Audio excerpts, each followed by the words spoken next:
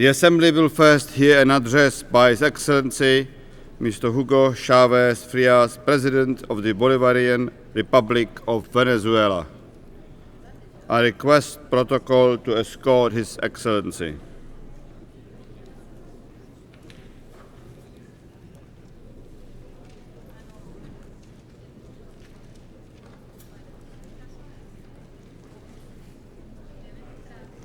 Yeah.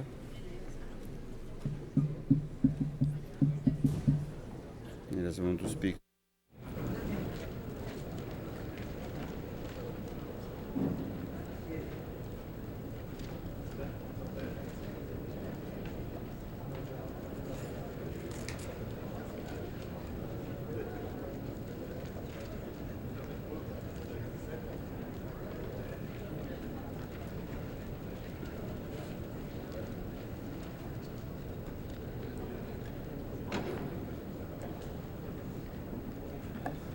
On behalf of the General Assembly, I have the honor to welcome to the United Nations His Excellency Mr. Hugo Chavez Frias, President of the Bolivarian Republic of Venezuela, and to invite him to address the Assembly.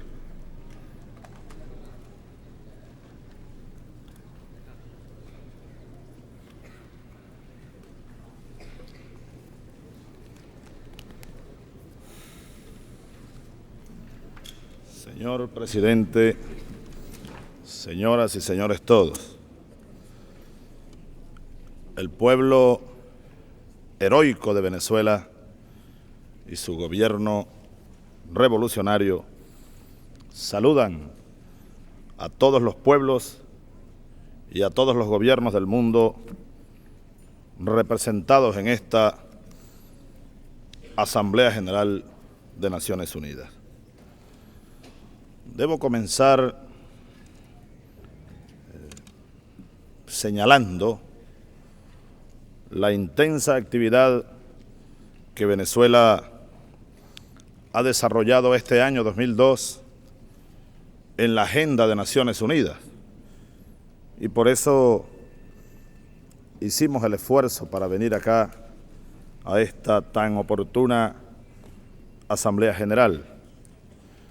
Venezuela comenzó el año recibiendo en enero la presidencia del Grupo de los 77 más China y estuvimos allí coordinando, gestionando en este tan importante grupo de países del mundo, sobre todo países del tercer mundo, los preparativos, los documentos, los acuerdos, los diálogos rumbo a la cumbre de Monterrey, en primer lugar, donde estuvimos presentes llevando la voz de los países del sur, sobre todo, de los países del grupo de los 77 más China.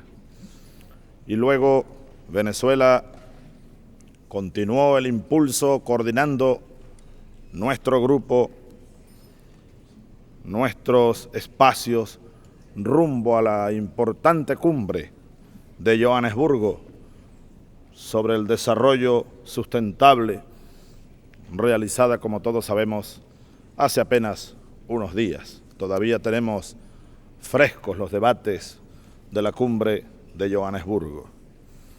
Al mismo tiempo, la República Bolivariana de Venezuela ha ejercido este año la presidencia del Grupo de los 15, otro importante agrupamiento de países en desarrollo que lucha por mejores espacios en lo político, en lo económico, en lo social. Venezuela, en fin, este año 2002 ha tenido una muy intensa agenda, señor presidente, en Naciones Unidas. Y queremos terminar el año en estos meses que faltan con mayor intensidad aún, haciendo propuestas, coordinando acciones y buscando decisiones para tratar de cumplir, aportar nuestro modesto esfuerzo en la búsqueda de soluciones, de las metas y los objetivos establecidos en este mismo escenario, en aquella histórica cumbre del milenio del año 2000. Venimos así una vez más a este recinto para hacer oír la voz de millones de hombres, de millones de mujeres, de millones de niños que batallan a diario por su vida y por su dignidad, abriendo camino a la justicia en aquella patria de Simón Bolívar. Diría, señor presidente, para comenzar, que se desarrolla esta Asamblea General en medio del dolor y en medio del luto que aqueja al pueblo de los Estados Unidos, al pueblo y a la ciudad de Nueva York y a todos los pueblos del planeta, en el primer aniversario de los abominables hechos del 11 de septiembre. Señor presidente, señoras y señores, la República Bolivariana de Venezuela, desde el alma de su heroico pueblo y desde el corazón de su gobierno revolucionario y democrático, eleva sus oraciones a Dios, nuestro Señor, por el descanso eterno de las víctimas de aquellos horribles sucesos. Renueva al mismo tiempo sus sentimientos de solidaridad y de pesar a sus familiares y ratifica su condena a quienes planificaron y condujeron aquellos hechos terroristas. Asimismo, ofrecemos nuestros esfuerzos a la lucha contra el flagelo del terrorismo en el mundo en sus más diversas facetas y modalidades.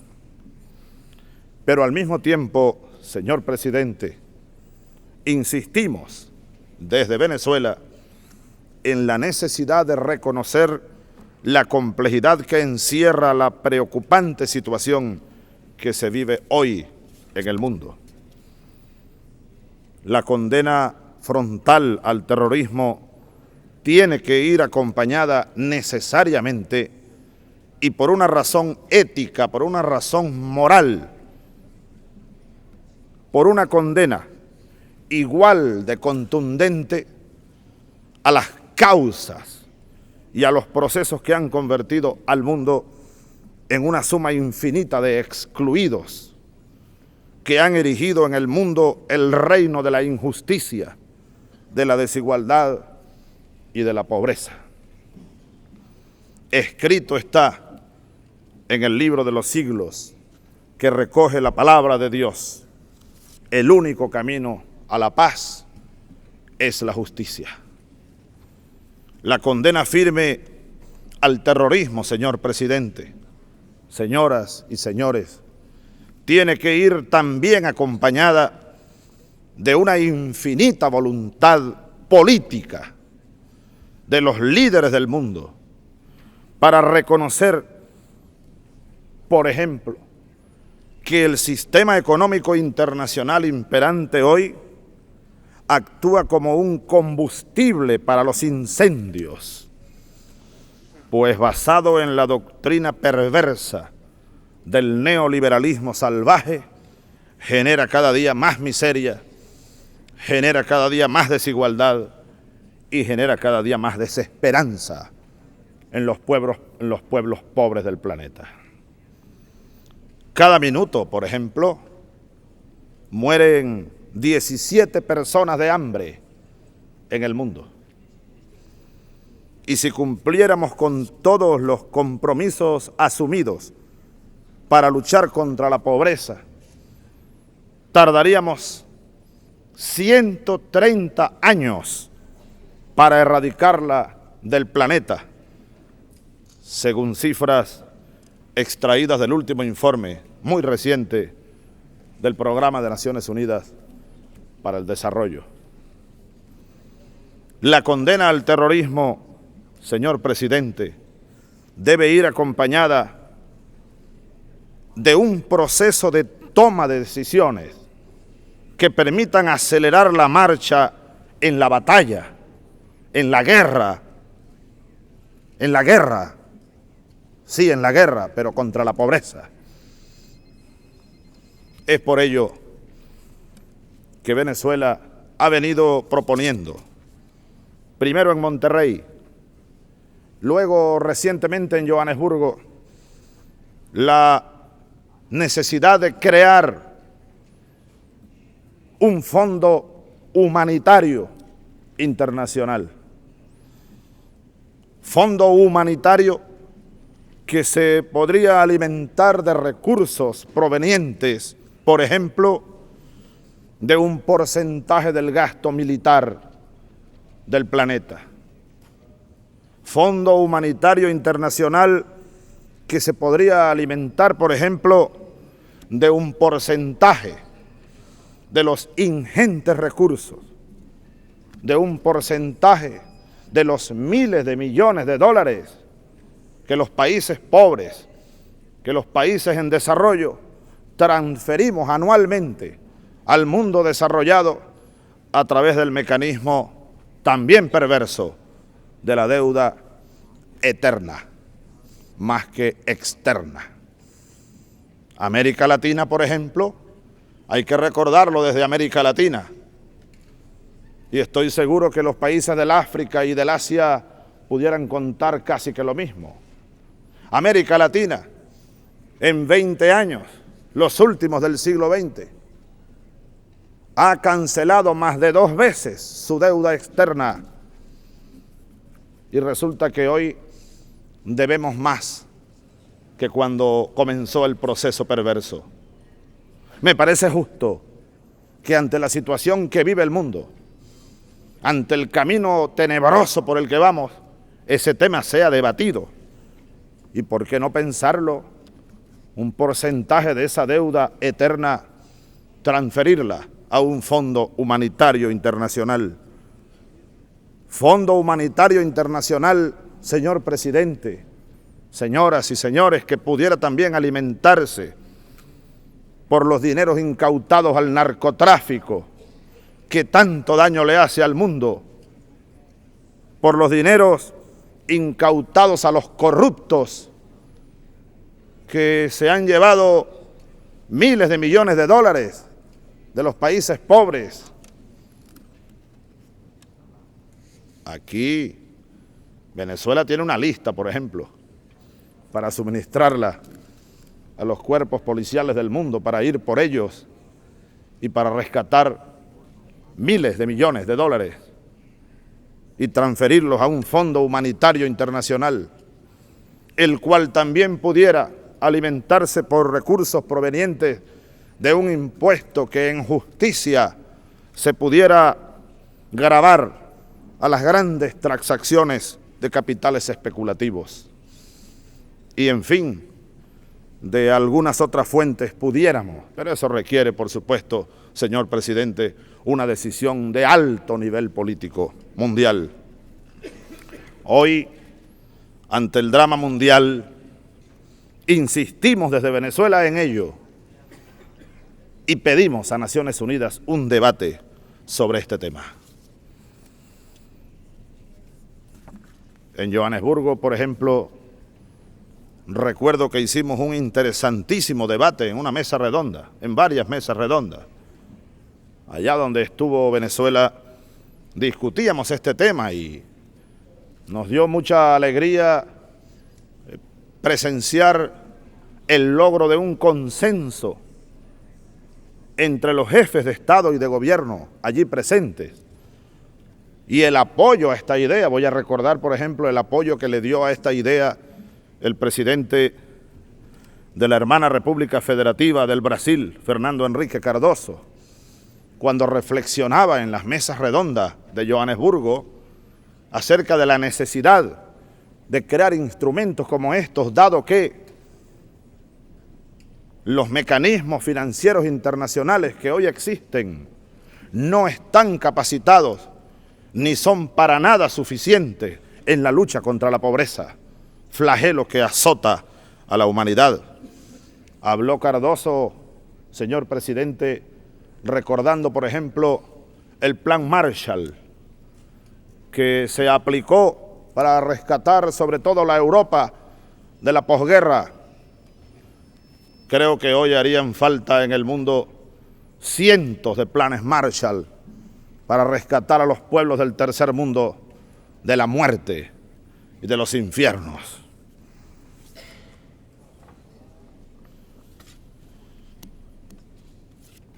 Pero así como condenamos, señor presidente, el terrorismo mundial y sus causas, también he venido a esta Asamblea General a nombre del heroico pueblo de Simón Bolívar a denunciar en voz alta otros tipos de terrorismo y otros tipos de causas. En Venezuela, señor presidente, en Venezuela, señoras y señores, fue desatado un proceso de terrorismo sistemático, planificado, que hizo irrupción violenta, abierta y sangrienta, un día 11 también, pero no de septiembre, sino de abril de este año 2002, hace 5 meses. Día aquel en el que un golpe de Estado fascista derrocó al gobierno legítimo que me honro en presidir, para luego instalar una brevísima dictadura que llenó de terror las calles, las ciudades y los pueblos de nuestra querida Venezuela. ¿Cuáles fueron las causas de aquel cruento y terrorista golpe de Estado que causó decenas de víctimas, de muertos y centenares de heridos, todavía hoy recuperándose de sus gravísimas heridas? Pues sencillamente un gobierno democrático, un gobierno legítimo, elegido por un pueblo, pero un gobierno que ha asumido un compromiso de democracia revolucionaria y de transformación política, económica y social. Un gobierno, señor presidente, que ha asumido con mucha firmeza y con mucha seriedad los postulados de las Naciones Unidas. Un gobierno que ha asumido la tarea de desarrollar acciones sociales transformadoras para llevarle justicia a nuestro pueblo, igualdad a nuestro pueblo. Un gobierno que ha duplicado el presupuesto a la educación en menos de 3 años. Un gobierno que ha duplicado el presupuesto a la salud. Un gobierno que ha logrado disminuir en 10% la desnutrición infantil. Un gobierno que ha incrementado en 10% el acceso del pueblo al agua potable. Un gobierno que ha disminuido la mortalidad infantil de 21 por 1000 a 17 por 1000. Un gobierno que ha incrementado en más del 30% el acceso de los niños y los jóvenes a la educación pública, gratuita y obligatoria. Un gobierno que ha detenido el proceso perverso, privatizador, neoliberal y salvaje de la educación, de la salud y de la vida. Un gobierno que ha comenzado a disminuir la pobreza y la marginalidad en un país lleno de riquezas, pero que fue gobernado por unas élites insensatas e insensibles. Un gobierno como ese, pues fue derrocado por una alianza fascista de sectores privilegiados, de sectores golpistas que utilizaron el terrorismo mediático.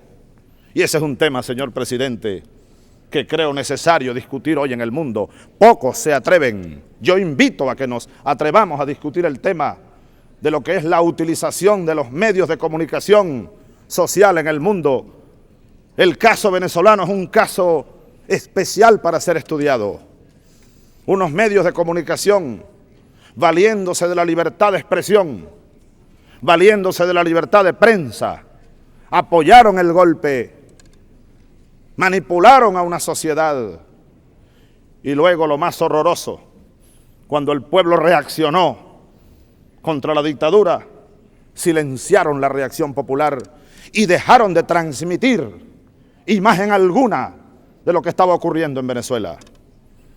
Caso especial para ser estudiado acerca de la ética de los medios de comunicación. Hace poco decía un gran escritor e intelectual latinoamericano y del mundo, el uruguayo Eduardo Galeano, el autor aquel de Las venas abiertas de América Latina, hablando del tema de los medios de comunicación en el mundo, decía Galeano una gran verdad: nunca tan pocos engañaron tanto a tantos. Tema que creo hay que debatir con coraje y con valentía, comenzando el siglo XXI. Unas élites golpistas que utilizaron el terrorismo económico y pretenden seguirlo utilizando. Unas élites privilegiadas que utilizaron el terrorismo policial y el terrorismo militar y lograron una alianza muy poderosa que logró derrocar el gobierno, que logró hacerme prisionero e incomunicarme durante casi 48 horas en una isla del Caribe. Un golpe fascista que eliminó Asamblea Nacional, que eliminó en un decreto los poderes públicos, eliminó el poder judicial, que detuvo y envió a prisión a diputados, gobernadores y alcaldes elegidos por el pueblo.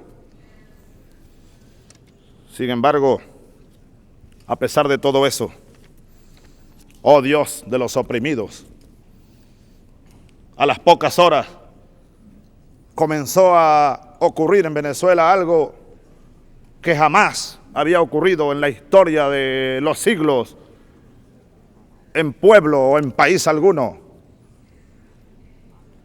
Comenzaron a salir a las calles absolutamente desarmados, solo con el arma de su coraje, solo con el arma de su valor, con la Constitución bolivariana en alto, millones de hombres, millones de mujeres, millones de jóvenes, exigiendo respeto a su dignidad. Y, oh milagro de Dios, en menos de 48 horas, aquel heroico pueblo de Simón Bolívar, junto a sus soldados patriotas, barrieron la tiranía, restituyeron la Constitución, rescataron al presidente prisionero y secuestrado y reinstalaron el proyecto democrático venezolano.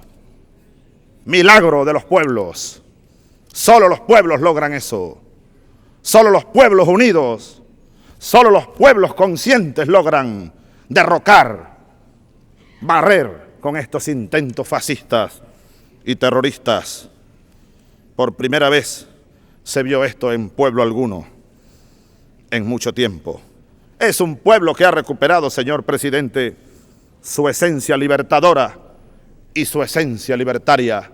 Es el pueblo que detrás de Simón Bolívar, hace apenas 200 años, condujo, unido con los pueblos de Colombia, Ecuador, Perú, Bolivia y Panamá, la independencia de medio continente americano. Es el pueblo venezolano, a quien desde aquí ratifico para siempre mi amor eterno, profundo amor por su coraje, por su dignidad. Y desde aquí, desde esta tarima, a nombre de ese pueblo, expreso el agradecimiento profundo y sincero a tantos gestos de solidaridad que desde aquí salieron, desde Naciones Unidas, desde la Organización de Estados Americanos, desde gobiernos y sobre todo desde muchos pueblos de América, de Asia, de Europa, de África y de Oceanía, porque en Venezuela está en marcha un proyecto sui generis, comenzando el siglo. Aquí está un proyecto antineoliberal, aquí está un proyecto revolucionario, pacífico y democrático, elaborado en constituyente por el propio pueblo y hoy defendido por él mismo e impulsado por él mismo. Luego de esos acontecimientos, señor presidente, para ir concluyendo, ya veo que la luz roja se ha prendido. Los venezolanos sabemos, los venezolanos conocemos, lo que pasa es que hay mucha gente que no ha llegado.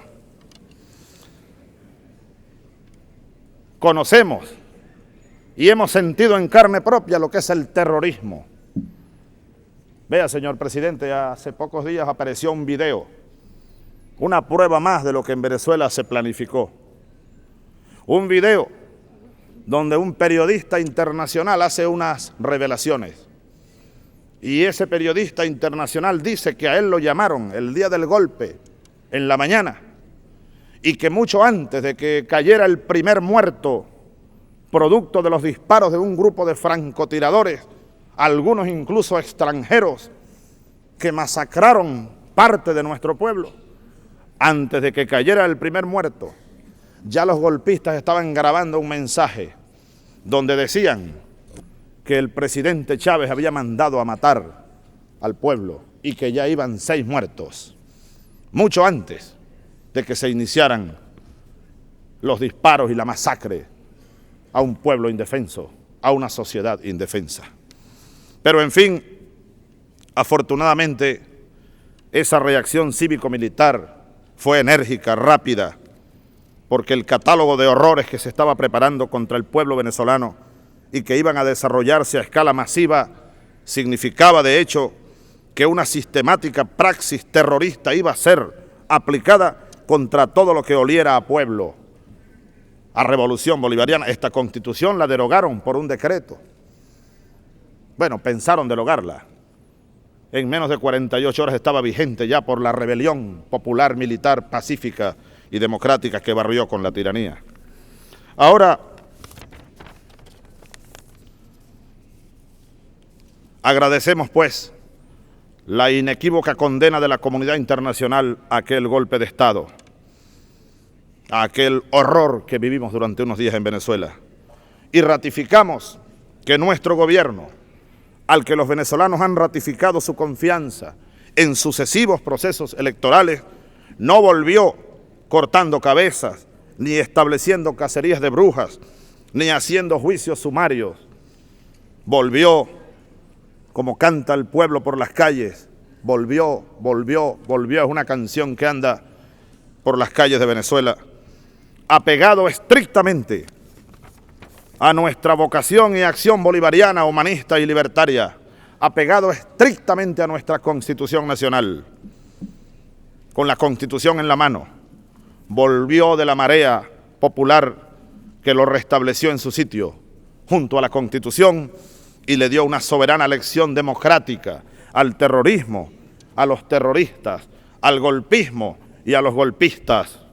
Por primera vez en nuestra historia en Venezuela, el ganador de un conflicto político, y ténganse en cuenta que se depuso a una dictadura, no ejerce el derecho de arrasar con los vencidos, sino de respetar a los vencidos, de respetar sus derechos, todos sus derechos humanos. Y hoy este gobierno pues ha convocado a un gran diálogo nacional, a un gran debate nacional, para el cual incluso hemos pedido el apoyo de Naciones Unidas a través del programa de Naciones Unidas para el Desarrollo, para el cual hemos pedido el apoyo de representantes de la Organización de Estados Americanos, y además hemos pedido el apoyo del Centro Carter, que dirige el expresidente Jimmy Carter. Agradecemos ese apoyo y ratificamos que Venezuela seguirá orientada por Dios y de la mano de su pueblo, con la Constitución bolivariana en alto, contribuyendo con el mundo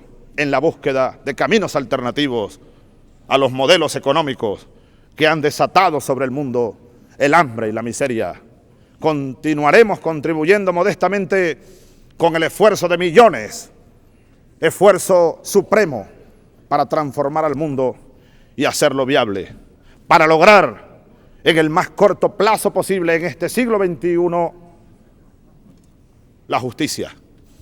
Justicia que, como dice la palabra de Dios desde hace miles de años, es definitivamente, señor presidente, definitivamente, amigas y amigos, el único camino a la paz verdadera. Muchísimas gracias.